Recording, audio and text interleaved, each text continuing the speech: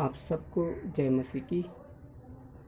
प्रभु यीशु मसीह के सामर्थी, अद्भुत और मूल्यवान नाम में इस समय मैं आप सबका इस प्रार्थना में स्वागत करता हूं और परमेश्वर का धन्यवाद करता हूं कि उसने अपने अनुग्रह के द्वारा एक बार फिर मुझे आपके बीच में प्रार्थना करने के लिए जो भेजा है, इसके लिए मैं परमेश्वर का धन्यवाद करता हूं। ये उसका अनुग्रह है जिसके द्वारा हम सब लोग परमेश्वर की महिमा करने पा रहे हैं। परमेश्वर का धन्यवाद इसीलिए करें क्योंकि उसने हम सब के लिए अपने प्रिय पुत्र प्रभु यीशु मसीह को भेजकर हम सबको अनंत जीवन प्रदान किया है। सच में वो परमेश्वर हमारे जीवन में अपने अद्भुत कामों को प्रकट करना चाहता है। वो चाहता है कि हम उस परमेश्वर की योजनाओं में शामिल हो जाएं। वो परमेश्वर चाहता है कि हम उससे प्रार्थना करने के द्वारा उसकी कल्पनाएं जो हम सब के लिए निर्धारित की गई हैं, उसकी जो योजनाएं जो हम सब के लिए निर्धारित की गई हैं, उस योजनाओं के बारे में हम हो सके। परमेश्वर हमसे ये चाहता है। आइए इस समय वचन शुरू करने से पहले इस समय हम छोटी सी प्रार्थना करेंगे और परमेश्वर का धन्यवाद करेंगे। प्रेमी पिता, मैं इस समय के लिए प्रभु आपका धन्यवाद करता हूँ। ये सुंदर समय जो आपने हमें प्रदान किया ताकि हम मिलकर आपकी महिमा कर सके, आपकी तारीफ कर सके। और जिन बंधनों में प्रभु परमेश्वर जितने भी लोग फंसे हुए हैं, आज की इस प्रार्थना के द्वारा वो बाहर आ सके। बहुत सारे लोग दुखी हैं, परेशान हैं, चिंतित हैं, निराशा में हैं, दुख में जीवन जी रहे हैं, लेकिन तेरा वचन हमें इन सारी बातों से आज़ाद करने के लिए हम सब के लिए दिया गया। हम सब के लिए वो वचन जो सच में हमें अनंत जीवन प्रदान करता है हमें दिया गया है। प्रेमी पिता, हम इस समय के लिए तेरे हाथों में दिए देते हैं। अपने आप को और सुनने वाले सभी लोगों को तेरे पाक लोग में छिपाते हैं। एक एक जन के जीवन में तेरे वचन की रोशनी आए, ये हम प्रार्थना करते हैं उद्धारकर्ता यीशु मसीह के नाम में। सब कहे आमीन।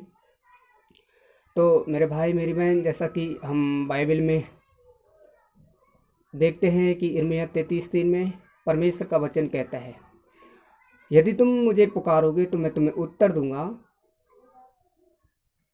और जब मुझसे तुम कठिन समय में प्रार्थना करोगे तो मैं तुम्हारी सुन लूँगा। यदि हम दूसरे अनुवाद में हम पढ़ें तो बाइबल इस प्रकार कहती है, मुझसे प्रार्थना कर और मैं तुम्हें कठिन महान रहस्यमय बातें बताऊंगा जिन्हें तुम अभी नहीं समझते। मेरे भाई मेरी बहन, बहुत सारी बातें ऐसी हैं जो प्रार्थना करने से पहले हम कभी भी उनको समझ नहीं सकते और कभी भी उनका भेद नहीं जान सकते। जब तक हम उनके लिए प्रार्थना नहीं करेंगे, परमेश्वर की कोई भी अगुवाई हमारे जीवन में नहीं हो सकती। बहुत सारी बातों में आज हम कंफ्यूज हैं, बहुत सारी बातों में आज हम परेशान हैं और हमें समझ नहीं आता है कि हम क्या फैसला लें।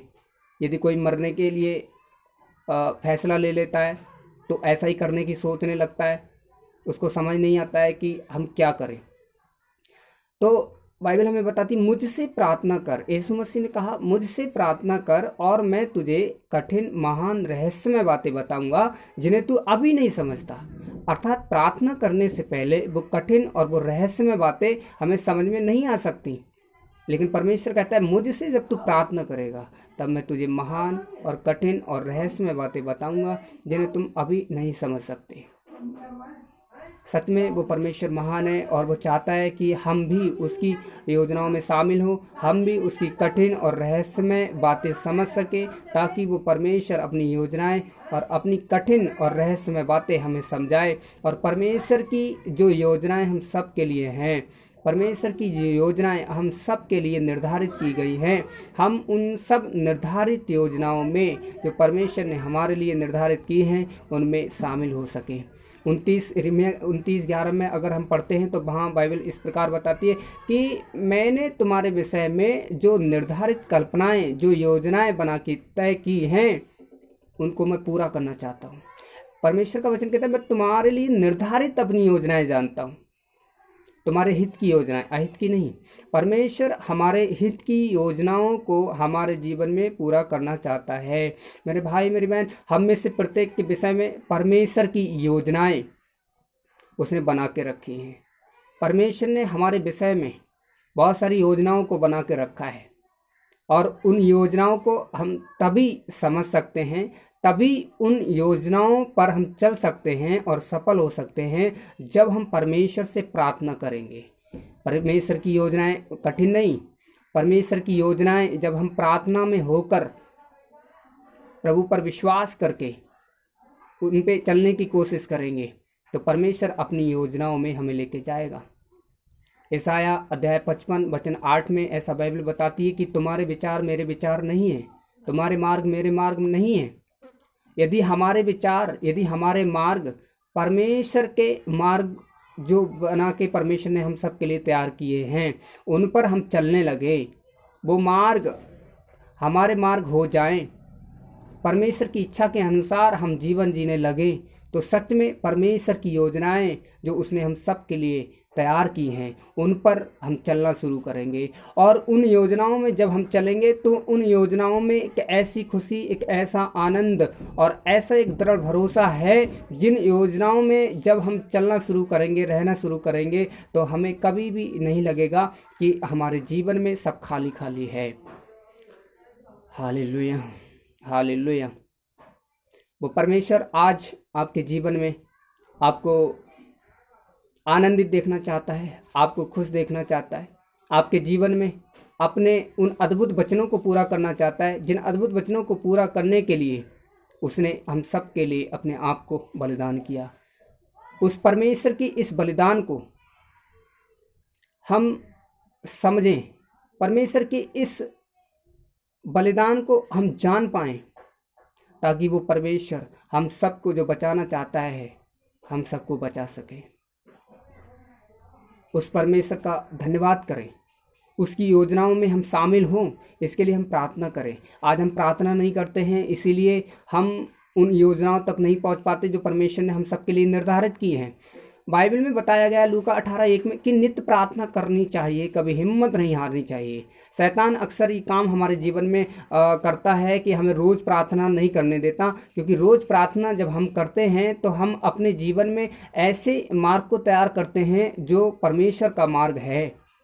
लेकिन जैसे ही हम प्रार्थना नहीं करते और क्या होता है, जिस मार्ग पे हम चल रहे थे प्रार्थना करने के द्वारा, जो हमें परमेश्वर की मार्ग की ओर अगुवाई कर रहा था और लेके जा रहा था, उससे हम भटक जाते हैं और कभी भी उस मार्ग पर हम नहीं पहुंच पाते। अक्सर शैतान हमारे जीवन में ये काम करता है।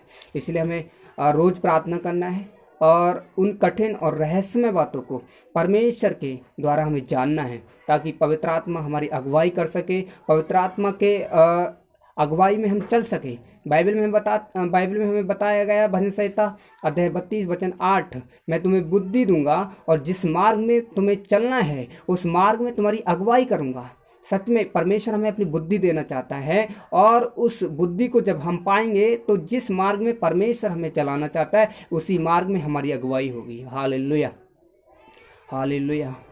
तो ये सब कब होगा? ये सब जब होगा जब हम प्रार्थना करेंगे, नित्य प्रार्थना करेंगे, हिम्मत नहीं हारेंगे, दृढ़ रखेंगे, हियाव रखेंगे। और प्रतिफल क्या होगा कि हम परमेश्वर की योजनाओं में शामिल हो जाएंगे। परमेश्वर ने जो कल्पनाएं और जो योजनाएं हम सब के लिए निर्धारित की हैं उनमें हम चल सकेंगे। उनमें हम चल के परमेश्वर की बातों में हम आनंद कर सकेंगे और हम सच में उसकी स्तुति आत्मा और सच्चाई से कर सकेंगे।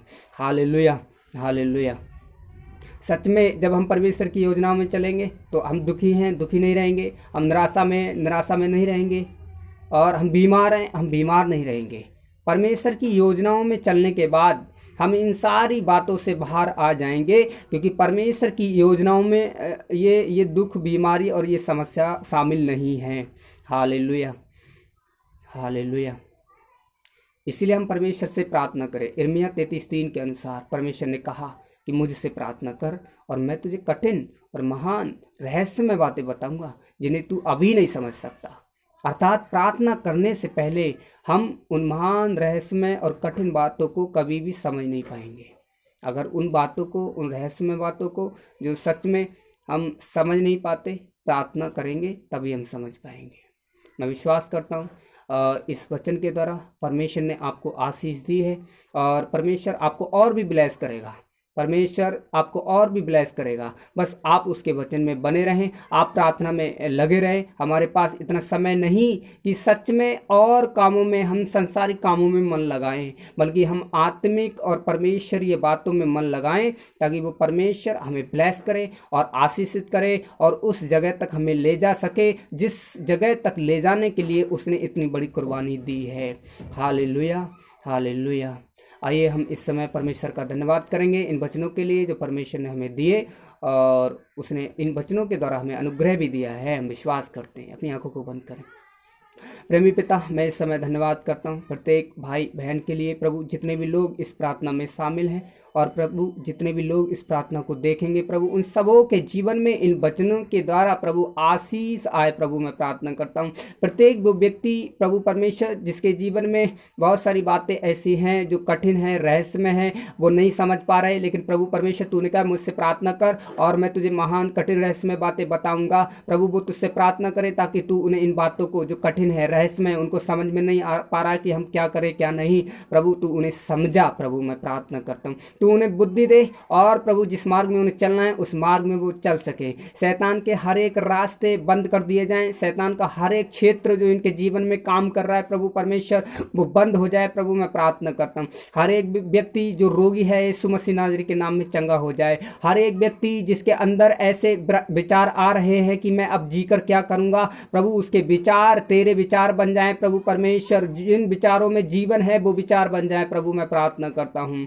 प्रभु तू हमें अनंत जीवन देने के लिए आया है, वो अनंत जीवन इनमें फूट निकले। मैं प्रार्थना करता हूँ तेरी आशीष इनके जीवन में मांगते हैं प्रेमी पिता, तेरा आत्मा इन्हें छुए और ये ब्लेस हो जाएं, आशीषित हो जाएं और चंगे हो जाएं। प्रभु मैं विश्वास करता हूँ प्रभु परमेश्वर ये लोग ब्लेस हो रहे, आशीषित हो रहे। इन बातों के लिए प्रभु परमेश्वर जो हमने तुझसे कही हैं, विश्वास करते हैं प्रभु वो सुन ली गई हैं और धन्यवाद करते हैं। तेरा वचन कहता है जो कुछ भी तुमने प्रार्थना में मांगा है विश्वास करो वो तुम्हें मिल गया। हम विश्वास करते हैं प्रभु जो कुछ भी हमने प्रार्थना में मांगा है वो हमें मिल गया है और वो हमें निश्चय ही दिया जाएगा।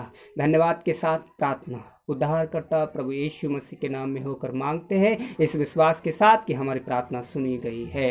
यीशु के नाम में कहें आमीन, आमीन। प्रभु आप सबको आशीष दे। God bless you all. सबको जय मसीह की।